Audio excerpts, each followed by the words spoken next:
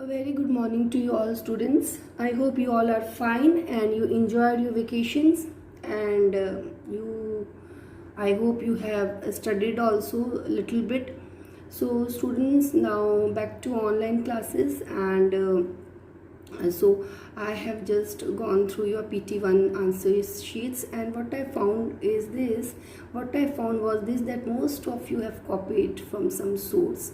Word to word everything is same, all the answers totally same, and some of you have not even read the questions properly also as to what is asked. So what is the point of appearing for the paper or appearing for the test when you have to copy from each other? Everything was explained to you, not one time, two times, three times, and the portion was so easy. But very rarely, very few students have taken it seriously and attempted the question paper with honesty. But most of you have simply copied from each other, and you people think that teachers, they will not know. No, teachers know you very nicely. So you are actually not fooling the teachers. Students, you are fooling yourself.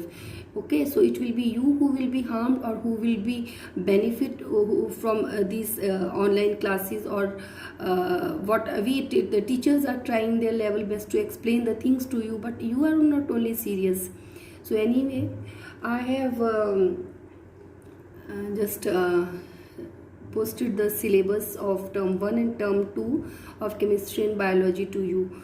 So students, just go through the syllabus, and if you are unable to understand anything in the syllabus, you can clarify your doubts. Okay, so for term 1 only one chapter, that is chapter 2, will come. I have explained you chapter 1 also and chapter 2 also, but board has removed chapter 1 of chemistry, and only chapter 2 is there for term 1, and that also methods of separation of mixture is removed. So very less portion is there, and I hope you have understood what are colloid solution suspensions. This we have repeated also, and I have included in your PT1 exams also. Okay, so now students, we will do some question and answers also, and then after that I will start with third chapter. Okay, and that chapter, that is a very important chapter not from examination point of view, that the class 10th chemistry, that is totally based on chapter 3. Okay, so if you will not understand this chapter 3, then you will not be able to understand this chemistry properly. Okay, so this chapter 3 is very important. Okay, because in this chapter you will learn how to write a chemical formula, to calculate the atomic and the molecular masses, and many important things you will learn in chapter 3. So I will start chapter 3 after completing question answers of chapter 2. Now in chapter 2, methods of separation is not there, but this portion, you have to be thorough with this portion, or you should know what is element, what is compound. Okay, so if you don't know what is element and what is compound, then you will not understand the things properly. Okay, now we will do question and answers. Please open page number 15. What is meant by pure substance? Okay, just open. So students, here is they write this answer. A pure substance is one which is made up of only one kind of particles. These particles may be atoms or molecules. Okay, example, sulfur is made up of only one kind of particles called sulfur atoms. Therefore, sulfur is a pure substance. Okay, why sulfur is a pure substance? Because it is made up of only one kind of particles, and those particles are atoms. Similarly, water is made up of only one kind of particles called water particles, and here these particles are called as molecules. As I told you, more than one atom, it is called as a molecule. Okay, therefore water is also a pure substance. In fact, all the elements and compounds are pure substances because they contain only one kind of particles. This all is explained to you. Don't write this thing, this all is explained to you. A pure substance is a homogeneous throughout its mass. Okay, just write till here. You do one thing, write till particles, one kind of particles. Okay, so I told you element contains only atoms, and that is why it is pure, because it consists of same type of particles, and the particles here are called as atoms. And water is a compound. Because why it is a compound? Because it is made up of atoms of two different or more than one different element, so it's a compound. But in water all the molecules are same. Okay, all the in water there are large number of particles, and all these particles are water particles only, and here the particles are called as molecules because it is made up of more than one atom. Okay, this all is explained to you very, very clearly. Question number 2, list the point of difference between homogeneous and heterogeneous mixtures. So one thing I want to tell you, whenever you write the difference, you should always write it in a tabulated form, in the form of a table, and the points should be same. Okay, means that it is not like one point you are writing this thing and then some other point you are writing. Okay, for example, you see here, first, a homogeneous mixture has a uniform composition throughout its mass.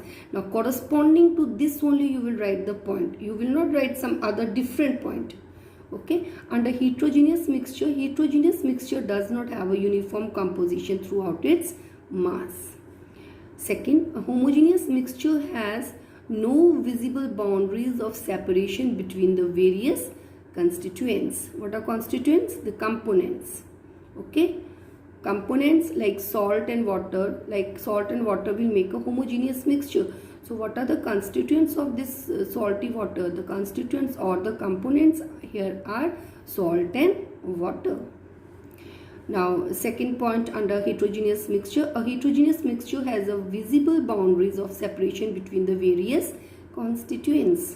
Okay, if you will mix sand in water, so you will, after some time you will see that sand will settle at the bottom, it will form one layer, and water will form another layer.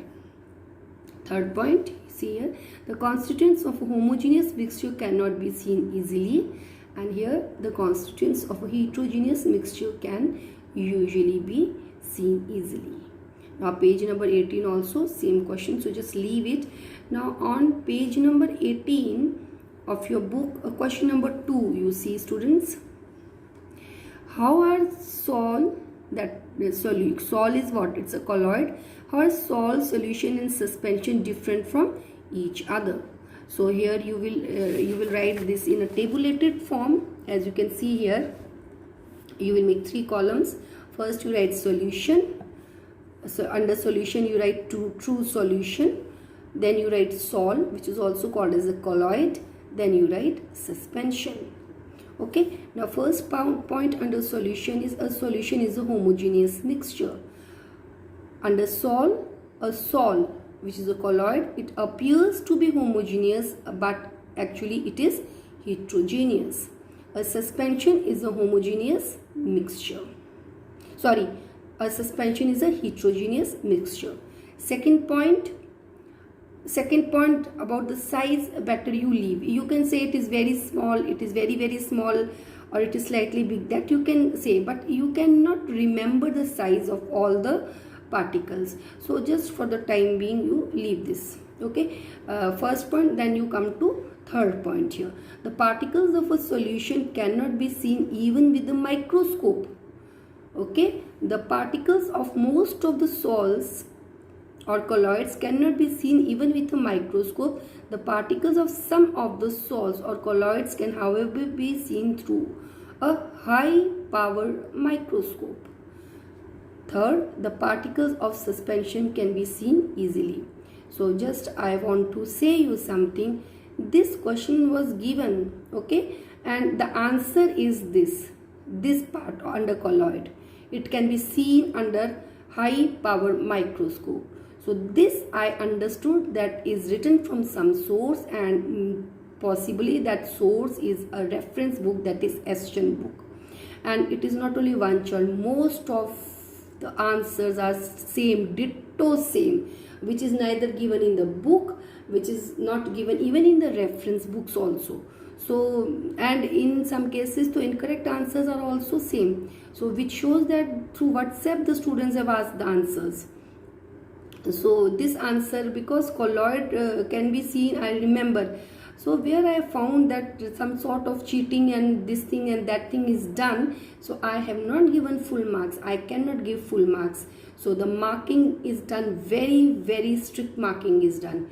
Okay students, so it's not that someone has to sue. Just by going through your answers one can make out who has done cheating and who has done work with sincerity. So be honest, be truthful, okay? Otherwise in board exams you will have problem, you will face problem. It will now you will not have online board exams every time. You will have to appear for the offline exams also, and online exams will be it's going to be very very strict, okay? So just be serious in studies. Simply ditto copy, each and every word same. And size also, particle size, who remembers? My God, what to say now? I don't mind if any child has written the answer, any students has written the answer on his or her own but have got less mark, because that child or that student, maybe now that student has got less marks, but definitely that student will score very good marks in board exams. But the students who has got very good marks by cheating, I am sure that student will not do well in their board exams. Now next point, point first, point third, fourth point, the particles of a solution pass through a filter paper. Particles of a solution pass through a filter paper. No, this is wrong here. The particles of a solution cannot, yes, it passes through the filter paper, yes. Why it passes through the filter paper? Because the size is very very small. So the solution cannot be separated by filtration. Under sol, the particles of a solution or a colloid can pass through a filter paper, so solution cannot be separated by filtration. Here, under suspension, the particles of a suspension do not pass through filter paper, so the suspension can be separated by filtration. And this point very few students have written. Main point of difference between colloids and homogeneous solution is that colloids show Tyndall effect and homogeneous solution does not show. But I asked 2 points or 3 points, but rarely anyone has, very few students have written this point, and this is the main point of difference. So it shows, so these are the things by which one can get an idea that the student has written the answer on his or her own or has copied. Fifth point, the solutions are very stable. The particles of solute present in the solution do not separate out on keeping. Under colloids, the solution are quite stable. The particles of solution usually do not separate out on keeping. The suspensions are unstable. The particles of suspension settle down after some time. Last point, a very important point. This is the main point of difference between a solution and a colloid. Under such solution, a true solution does not scatter light. That is, it does not show Tyndall effect because the particles are very very small.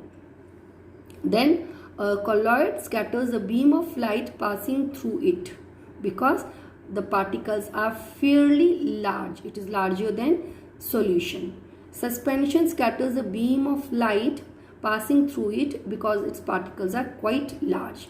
And you can also mention here in this point, if you remember the particle size, you can write, otherwise you can write the particles are very very small, particles are small, and particles are slightly larger in case of suspension.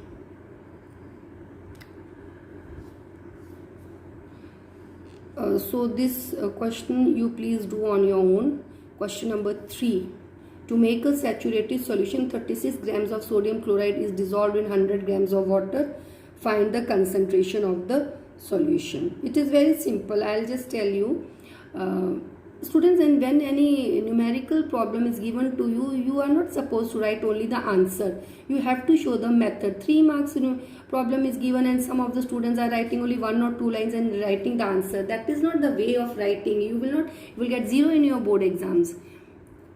So question number 3, how you will do? Here you have to find the concentration of the solution, and concentration of the solution. Now you see the units, it is grams. Here also it is grams. So here what formula you will use? You will use mass by mass concentration, mass by mass percentage, okay, because grams, that is the mass, it's not the volume. So concentration of the solution is mass of the solute divided by mass of the solution into 100. What is the mass of the solute? 36 grams. What is the mass of the solution? Mass of the solution is the solute plus the solvent. So here solute is 36 grams and solvent is 100 grams. So the mass of total solution is 136 grams. So you will get this. Okay, after substituting the values you will get this, that is 26.47%. means in 100 grams of solution, how much amount of solute is present? 26.47 grams. Okay, now if you want to know the solvent, amount of solvent, then you have to subtract 26.47 from 100. Okay, so we will do till here. Rest of the questions we will do in next class. And your homework is no need to do question number 1 on page 24 because separation of mixtures is not there, it's not there in the syllabus.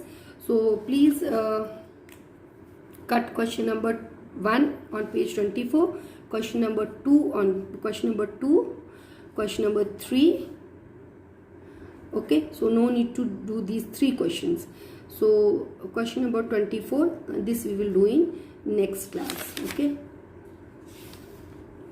so all the questions based on separation techniques, that we will not do because that is not there in the syllabus. So if you have any doubt, you can clarify your doubt during doubt clarification session. Thank you children, have a nice